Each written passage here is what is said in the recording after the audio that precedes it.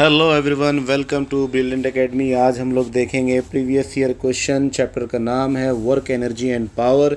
Work energy और power का एक क्वेश्चन जो मैं डिस्कस करने जा रहा हूँ। A ball moving with velocity 2 metre per second collides head on with another stationary ball of double the mass. एक बॉल है जिसकी वेलोसिटी है 2 मीटर पर सेकेंड, जो कि कोलाइड हो रहा है दूसरे अलग एक और बॉल से जो कि स्टेशनरी कंडीशन में है और उसका मास जो है डबल है। If the coefficient of restitution is 0.5। Coefficient of restitution मतलब होता है ई इज़ इक्वल टू 0.5 की वैल्यू उसने दिया। कोफिशिएंट ऑफ रेस्टिट्यूशन की मैं इक्वेशन भी लिख दूँ, e is equal to V2 minus V1 upon U1 minus U2। ये कोफिशिएंट ऑफ रेस्टिट्यूशन हो गया। Then their velocities in metre per second after collision will be. Collision के बाद की इसकी वेलोसिटी हमको फाइंड आउट करना है। तो कोलिजन के बाद की जो वेलोसिटी रहेंगे मतलब V1 और V2 की वैल्यू हमें फाइंड आउट करना है। हमें क्या फाइंड आउट करना है? V1 की वैल्यू क्या है और V2 की वैल्यू क्या है। तो इसको सॉल्व करने के लिए सबसे पहले हम क्या करेंगे? सबसे पहले laws of conservation of linear momentum, उसमें से लीनियर मोमेंटम का जो लॉ है वो मैं लिखने जा रहा हूँ यहाँ पर। क्या हो जाएगा? ये m1u1 plus m2u2 is equal to m1v1 plus m2v2। ये law of conservation of linear momentum का फॉर्मूला है। इस लॉ के हिसाब से हमने देखा कि बिफोर कोलिजन क्या होता है? m1u1 होता है और दूसरे पार्टिकल के लिए, दूसरे बॉल के लिए क्या हो जाएगा? m2u2 हो जाएगा। ऐसे ही बिफोर आफ्टर कोलिजन क्या हो जाएगा? m1v1 मोमेंटम हो जाएगा और दूसरे पार्टिकल का m2v2 मोमेंटम हो जाएगा। तो यहाँ पर मैं देख रहा हूँ कि पहले वाला जो पार्टिकल है या बॉल है उसके अंदर स्पेसिफिक वेलोसिटी है, that is 2 metre per second, लेकिन दूसरे वाला बॉल जो है उसके अंदर वेलोसिटी नहीं है। मतलब ये जो मोमेंटम है इसकी वैल्यू हो जाएंगी 0। इस मोमेंटम की वैल्यू क्या होने वाली है? 0 होने वाली है। तो हम वैल्यू पुट कर देंगे यहाँ पर। तो क्या मिलेगा? m1u1 is equal to m1v1 plus m2v2। यहाँ तक हुई इसकी वैल्यू। अब वैल्यू पुट करने के बाद क्या हो जाएगा? m1 की वैल्यू यहाँ पर गिवन है क्या? मास की value, the ball of moving with velocity collide one other stationary ball of double mass. तो इसका अगर मास मैं m कंसीडर कर लूँ और u1 की वैल्यू यहाँ पर गिवन है that is equal to 2 metre per second, इसी तरीके से इस मास को मैं m कंसीडर करूँ, v मुझे नहीं मालूम, दैट इज़ v1 प्लस इसका जो है मास डबल है, m2 is equal to twice of m1, therefore it should be 2mv2। ये हुआ हमारे पास फर्स्ट इक्वेशन। फर्स्ट इक्वेशन में हम क्या कर सकते हैं? m को कॉमन निकाल कर कैंसिल आउट कर सकते हैं। ये m कॉमन निकाल लेंगे, ये बन जाएगा v1 प्लस 2v2 और यहाँ पर हो जाएगा ट्वाइस m। ये दोनों एक दूसरे से कैंसिल होंगे। हमारे पास आ गई पहली equation as 2 is equal to v1 plus twice v2। This is equation 1। Now हम जो क्या करेंगे, कोफिशिएंट ऑफ रेस्टिट्यूशन के हिसाब से इसको सॉल्व करने की कोशिश करेंगे। मैं यहाँ पर एक लाइन खींचकर नेक्स्ट इक्वेशन लिखता हूँ। तो यहाँ पर मेरे पास इक्वेशन है E is equal to V2 minus V1 upon U1 minus U2। जबकि मुझे पता है कि U2 की वैल्यू 0 है, तो इक्वेशन चेंज हो जाएंगी। इक्वेशन बन जाएंगी V2 minus V1 upon U1। और अगर U1 की यहाँ पर E की वैल्यू गिवन है 0.5, U1 की वैल्यू गिवन है U1 इज इक्वल टू 2, तो 2 ऊपर ला लेंगे, यहाँ हो जाएगा into 2, that is equal to V2 minus V1। तो यहाँ मुझे मिल गया कितना? 1 is equal to V2 minus V1।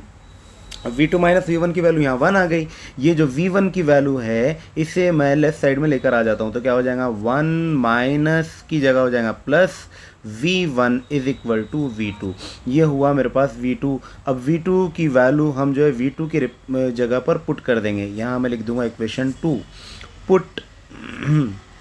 Put equation 2 in equation 1।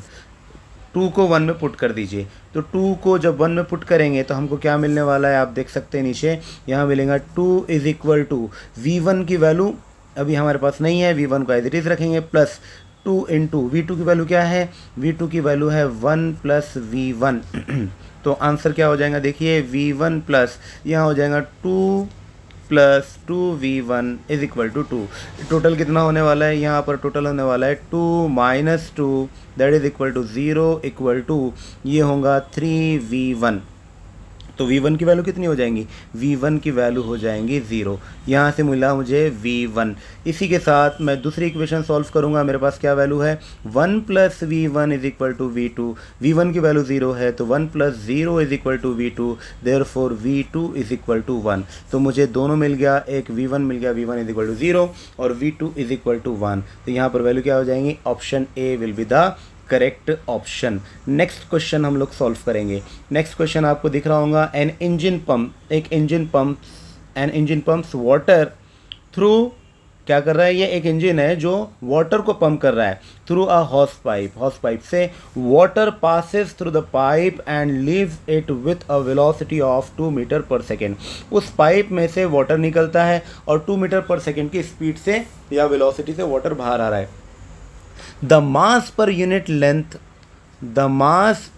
Length of water in the pipe is, कितना दिया हुआ, मास पर यूनिट लेंथ कितना दिया हुआ है, 100 kg/मीटर।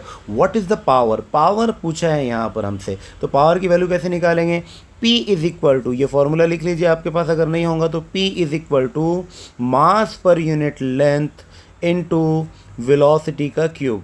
P = mass per unit length into velocity का क्यूब। यहाँ पर अब मेरे पास मास पर यूनिट लेंथ की वैल्यू गिवन है 100 kg/मीटर इंटू वेलोसिटी गिवन है, वेलोसिटी की वैल्यू है 2 का क्यूब ले लेंगे तो ये हो जाएगा 8, that will be equal to 100 × 8, that will be equal to 800 watt. ये हो गया पावर की value 800 watt. Option D will be the correct option. तो ये जो है मतलब 1 या 2 मिनट, 1 मिनट के अंदर भी वो सॉल्व हो सकता है या फिर हाफ मिनट में भी सॉल्व हो सकता है अगर आपकी प्रैक्टिस अच्छी रही तो।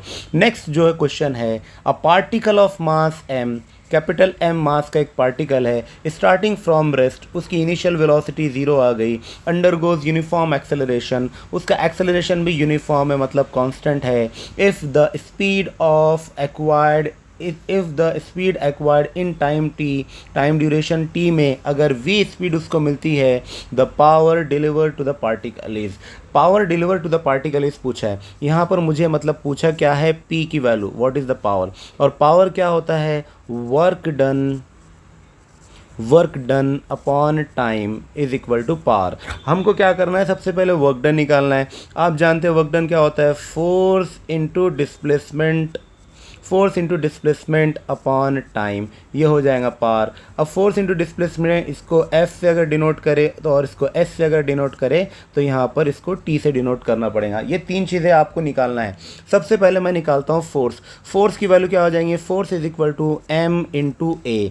M × A में मेरे पास M गिवन है, कैपिटल M, लेकिन A की वैल्यू गिवन नहीं है, लेकिन वो कांस्टेंट है, तो हम A को निकालेंगे, A को फाइंड आउट करेंगे, capital M × A। What is A, now we have to find out value of A की वैल्यू क्या रहेंगी। तो A की वैल्यू निकालने के लिए, क्योंकि A कांस्टेंट है, तो हम क्या कर सकते हैं, काइनेमेटिक्स इक्वेशन यूज़ कर सकते हैं।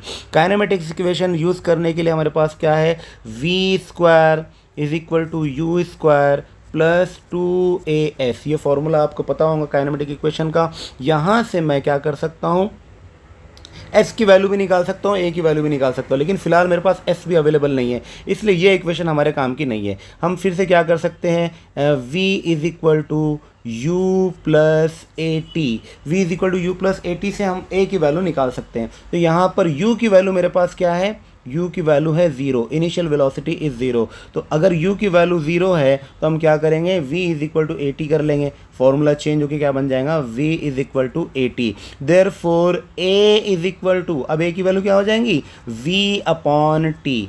क्वेश्चन में v की वैल्यू कैपिटल V से डिनोट किया है, capital V as it is हो जाएगा, और t की वैल्यू कैपिटल T से डिनोट किया है, तो at का रिप्लेसमेंट किससे हो जाएगा, v/t से हो जाएगा। तो यहाँ पर ये जो मास इनटू एक्सेलरेशन लिखा है, यहाँ पर हम क्या लिख देंगे, मास की जगह कैपिटल M से रिप्लेस करेंगे और एक्सेलरेशन की जगह कैपिटल V और T की जगह कैपिटल T से रिप्लेस कर देंगे। ये मिला मुझे F की value.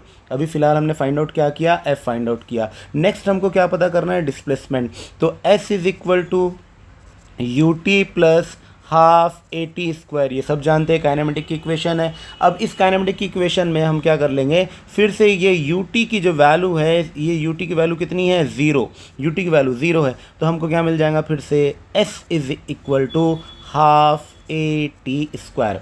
S is equal to half A T square जब आ गया तो यहाँ पर फिर से अगर मैं टी की वैल्यू पुट करना चाहूँ तो मुझे मेरे पास क्या मिल जाएगा, टी की वैल्यू ये तो हो जाएगा हाफ ए टी की जगह, ए की जगह क्या रख दूंगा मैं, ए की जगह मैं लिख सकता हूँ एम वी, सॉरी ए की जगह एम वी तो नहीं आएगा, ए की जगह आ जाएगा v बाय टी, और टी स्क्वायर की जगह क्या पुट करना है हमको, टी स्क्वायर की जगह T capital T square put करना है।